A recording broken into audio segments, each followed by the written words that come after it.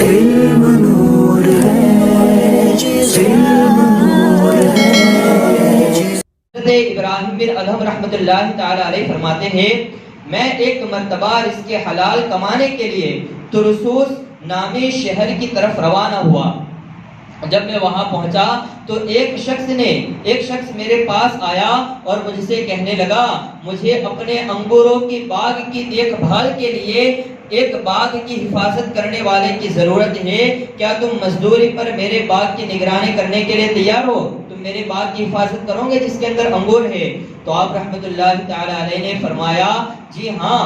چنانچہ پھر وہ فرماتے ہیں حضرت ابراہیم بن ادہم فرماتے ہیں میں اس شخص کے ساتھ چلا گیا اور خوب محنت اور لگن سے اس کے باغ میں کام کرتا رہا۔ ایک دن باغ کا مالک اپنے کچھ دوستوں کے ساتھ باغ میں آیا اور مجھے بلا کر کہا ہمارے لیے بہترین قسم کے انگور توڑ کر لاؤ۔ یہ سن کر میں نے کافی مقدار میں انگور لا کر اس کے سامنے رکھ دیے۔ مالک نے جب انگور کا دانہ کھایا تو وہ کھٹا نکلا۔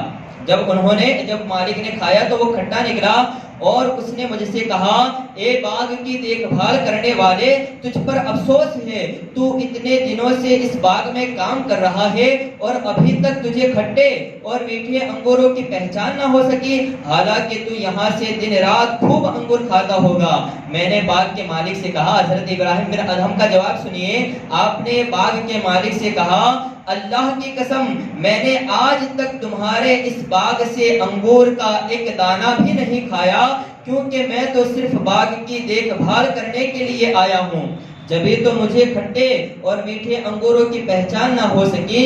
یہ سن کر باغ کا مالک اپنے دوستوں سے کہنے لگا کیا اس سے زیادہ بھی کوئی عجیب بات ہو سکتی ہے کہ ایک شخص کافی عرصے تک ایک اتنی ایمانداری سے باغ میں رہے کہ وہاں سے ایک دانہ بھی نہ کھائے؟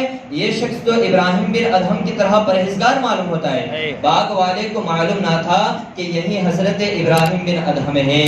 حضرت ابراہیم بن ادہم رحمت اللہ علیہ فرماتے ہیں پھر میں اپنے کام میں لگ گیا اور باغ کا مالک وہاں سے رخصت ہو گیا۔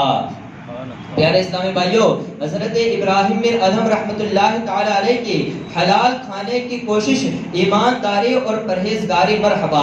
آپ رحمت اللہ تعالی علیہ چاہتے تو اللہ پاک کی بارگاہ میں دعا کرنے سے آپ رحمت اللہ تعالی علیہ کو آسانی سے اچھے کھانے عطا کر دیے جاتے۔ آپ رحمت اللہ علیہ اللہ کے ولی تھے، آپ چاہتے تو آپ کو جو ہے اچھے کھانے ایسے ہی مل جاتے، مگر آپ رحمت اللہ تعالی علیہ جانتے تھے کہ محنت میں عظمت ہے۔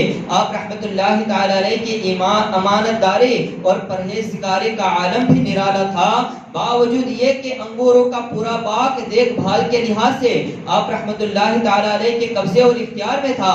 آپ رحمت اللہ تعالی علیہ چاہتے تو باغ میں انگوروں سے بھرپور طریقے سے فائدہ اٹھاتے، مگر آپ رحمت اللہ تعالی علیہ ان لوگوں میں سے نہ تھے جنہیں حرام اور حلال کی کوئی پرواہ نہیں ہوتی، جو امانتوں میں دھوکہ کرتے ہیں اور جن کی نظریں دوسروں کے مال و دولت پر لگے رہتی ہے، بلکہ آپ رحمت اللہ تعالی علیہ تو حلال کھانے کی اہمیت و فضیلت سے بخوبی واقف تھے۔